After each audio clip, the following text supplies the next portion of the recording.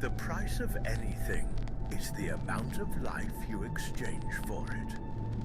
Henry David Thoreau. You're breathing, but you're not alive. You move through the day like a shadow. You scroll through other people's lives, other people's dreams, other people's pain. You eat with a screen in front of you, you fall asleep to noise, you wake up already tired. And no matter how much you consume, something inside you stays hungry. It's not depression, it's not boredom, it's something harder to explain. Like your soul got evicted from your own body. Like you're watching yourself live instead of actually living. This is the modern sickness no one talks about. You're not addicted to your phone, you're addicted to escape. You're addicted to the role of the spectator. But here's the truth. You weren't born to be a viewer. You were born to feel, to act, to break things, to build them back, to suffer, to laugh, to bleed, to breathe fully and deeply. You were born to be inside your life, not behind the glass. So what happened? How did we become so detached, so numb, so digitally sedated that real life feels like static? Why do we keep checking for something that never satisfies us? This video is not going to give you cheap answers. It won't sell you a dopamine detox or tell you to uninstall an app. It will go deeper, much deeper. We'll explore how tech, algorithms, and our own biology have slowly and silently turned us into ghosts in our own reality. And more importantly, how to wake up. Because whether you know it or not, you're disappearing and it's time to come back. The world keeps spinning and you're watching it from behind a screen. And not because you chose to, but because that's the new default.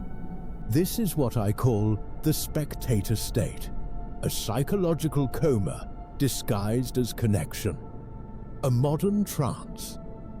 It doesn't look like a trap.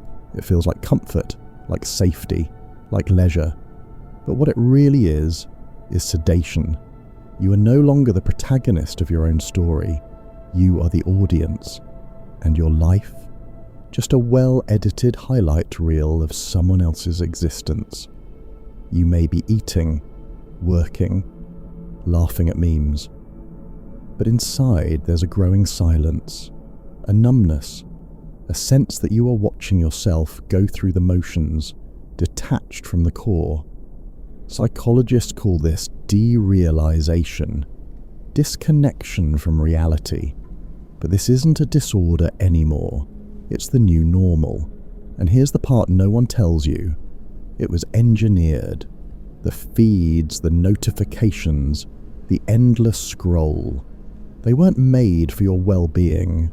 They were made to capture attention, to own it. And now they own you.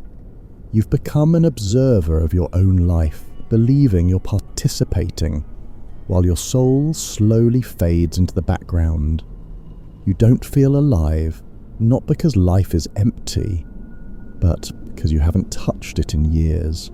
You're not in danger of dying. You're in danger of never having lived. You didn't give away your mind all at once. The first time you clicked something you didn't really care about, just to kill time. That was the start. You gave it data, then you gave it attention, then, without knowing, you gave it control. The algorithm doesn't care who you are. It only cares about keeping you watching. And so, over the years, it watched you. Every pause, every scroll, every second spent on one video over another. It learned what triggers you, what soothes you, what makes you angry enough to stay, or sad enough to binge. You think you chose the content, but really, it chose you. Each recommended video, a deeper hook. Each ad, a psychological test. Each notification, a dopamine leash. It studied your behavior like a lab rat, and it trained you the same way. This is the hijack. You don't consume content anymore. Content consumes you. You didn't just scroll through TikTok. It reprogrammed your patience. You didn't just watch YouTube. It rewired your attention span. You didn't just use Instagram. It shaped your self-worth. That voice in your head, that insecurity, that subtle need to compare yourself. Most of it isn't even yours. It was uploaded into you. And the scariest part, it works best when you think you're still in control. You think you chose the video you're watching right now. You didn't. It chose you. Every click you made in the last 10 years built a psychological profile so precise, even your mother wouldn't recognize you by it. And what you call content is just bait. Your preferences, calculated. Your opinions, preloaded. Your attention, monetized. The algorithm doesn't care what you want. It cares what keeps you here, what keeps you scrolling, clicking, obeying. There is no conspiracy, just cold machine logic. You were fed video after video, ad after ad, microdose after microdose of dopamine, until your brain couldn't tell the difference between real life and digital simulation. And now, you call it entertainment, but it's anesthesia. You're no longer in charge of your attention. Your desires are not your own. You don't consume anymore. You are the product being consumed. Welcome to the spectator state, where your choices are designed for you, where your emotions are manipulated in real time, where your identity is just metadata in a server farm. You thought you were living in reality, but the truth is worse. You were curated into submission. You don't feel alive anymore, not because life got worse, but because your nervous system is overstimulated, overstretched, and emotionally disconnected. Every time you scroll, dopamine fires. Every time you tap, swipe, watch or pause, a reward circuit lights up. And when you do this 1,000 times a day, your brain learns one thing: real life is too slow to matter. So now, when you sit in silence, it feels like something is wrong. When you walk outside, your mind starts twitching for stimulation. When you talk to a real human, it lacks the speed and polish of a TikTok. This isn't your fault. You were programmed for this. Your emotional system wasn't designed for constant novelty. Your brain was built for hunting, building, struggling, and bonding. But now you hunt for likes. You build digital versions of yourself. You struggle with anxiety that doesn't even belong to you. You've become a ghost of your own biology, haunted by the illusion of connection, but untouched by real presence. Even your pleasures are flattened. Food tastes dull unless you're watching something. Sex feels muted if you can't record it. Rest feels like boredom, because the machine stole your nervous system, and it replaced it with endless loops of digital stimulation that give you everything except meaning. This is the slow death no one talks about. You're not broken, you're just hijacked. And it's time to take your nervous system back. You feel angry, but it's not your anger. It was installed. You feel desire, but it was manufactured. You feel numb, but that was the goal all along. Welcome to emotional death by passive input. Your nervous system wasn't built for this. Not for 10-second dopamine bombs. Not for an endless buffet of microstimuli.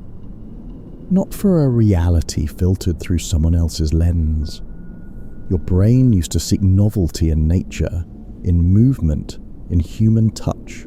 Now it gets it from pixels, from a screen that knows how to feed you just enough to keep you hollow. You're not choosing anymore. You're being fed.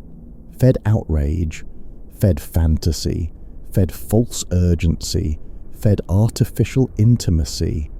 But the more you consume, the emptier you feel. Because there's no digestion, no integration, only noise. This is not just mental fatigue, this is emotional extinction. You're being conditioned to feel only when told to laugh on cue, cry on cue, lust on cue, rage on cue, like an actor who never leaves the stage. But this isn't a performance, it's your life, and it's slipping through your hands one scroll at a time.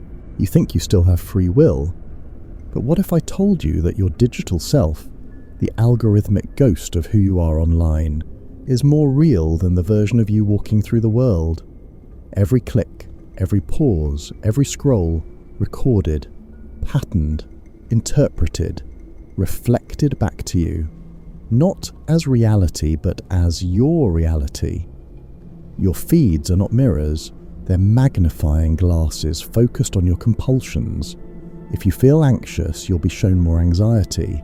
If you're lonely, the system will feed you fantasies of connection that never truly satisfy. If you're angry, you'll get an endless stream of outrage to keep you enraged. You are no longer a man making choices. You're a man reacting to a profile of yourself you didn't create, but trained. The algorithm is not evil, it is mechanical, but it is precise. It adapts to your every micro-movement, and in doing so, it shapes the very structure of your identity. You are what you click. And over time, those clicks stop reflecting your truth and start replacing it. You don't know what you believe. You know what you've been shown. You don't know what you want. You know what you've been fed. You've outsourced your instincts to a machine that doesn't care whether you live with purpose or die distracted. This isn't paranoia. This is code. It doesn't need to manipulate you. It just needs to learn you better than you know yourself. And it already has. You don't need a revolution, you need a reset. Let this be that moment. Because what you're feeling isn't depression, it's a psychological dislocation. Your mind has been living on borrowed stimulation, and your soul has been locked out of its own house. But there is a way back. Step 1. Starve the algorithm. Cut the line. Turn off autoplay. Stop mindlessly scrolling. Remove the apps designed to think for you. Every time you choose stillness over stimulation, you break one thread of the net that's been cast over your mind. Every time you resist the next video, the next swipe, the next click, you reclaim your agency. This isn't about being a digital monk. It's about reminding the machine you are not a puppet. Step 2. Rewire your dopamine.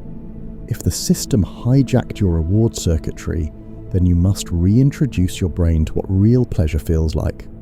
Long walks, cold showers, uncomfortable conversations, painful truths. The dopamine system doesn't need stimulation. It needs meaning. Create something with your hands. Build something that resists algorithmic measurement. Read things that make you uncomfortable.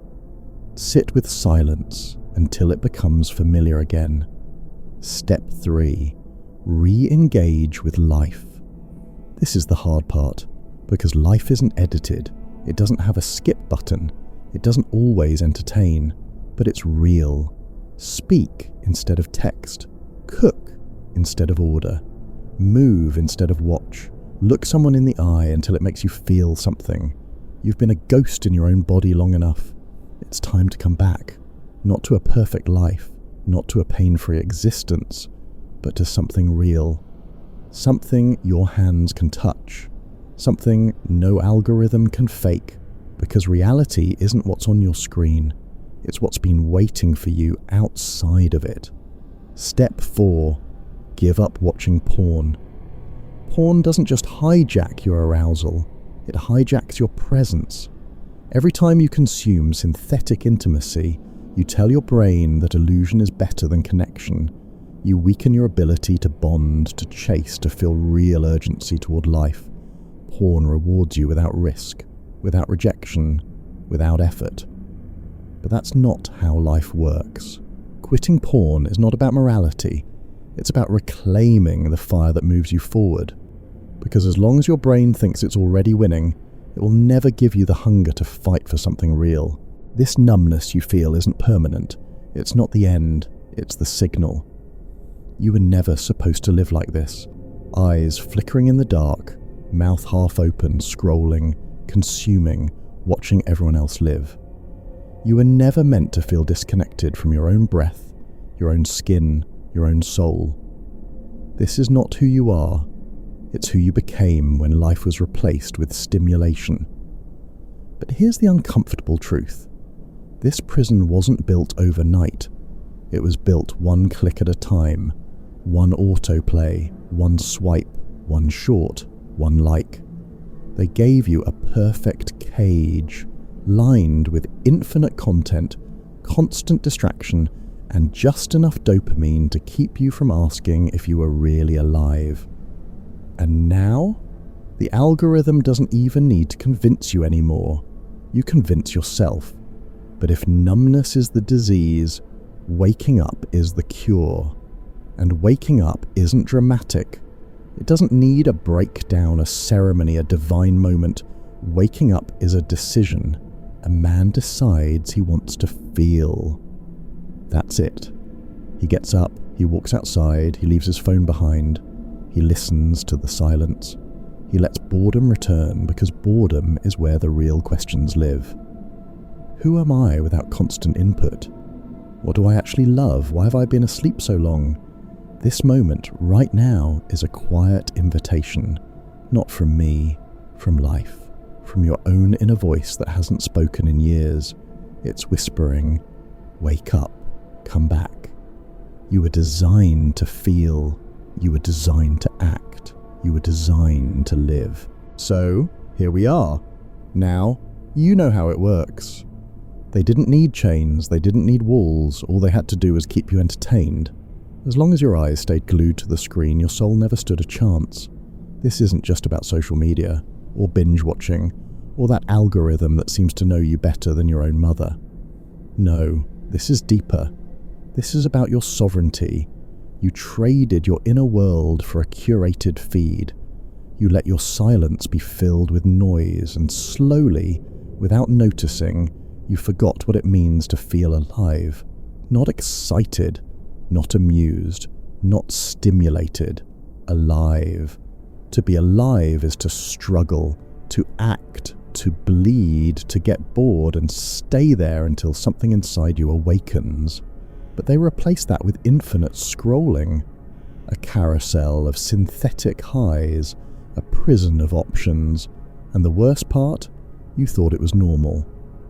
But now you know, and once you know, you can never go back. You are not some passive recipient of this digital circus. You are the soul behind the eyes, the spirit behind the click, the life behind the algorithm. And if they can capture your attention, they can shape your identity, rewrite your memory, steal your time. So protect it, guard it like your life depends on it, because it does. Every moment you choose to be here, fully here, not just scrolling through shadows, is a revolt. Every second of boredom you endure without reaching for your phone is an act of rebellion. You don't need more content. You need your own life back. So shut the screen, feel the wind, sit in silence, let reality touch you again. Reclaim your soul. It's been waiting for you.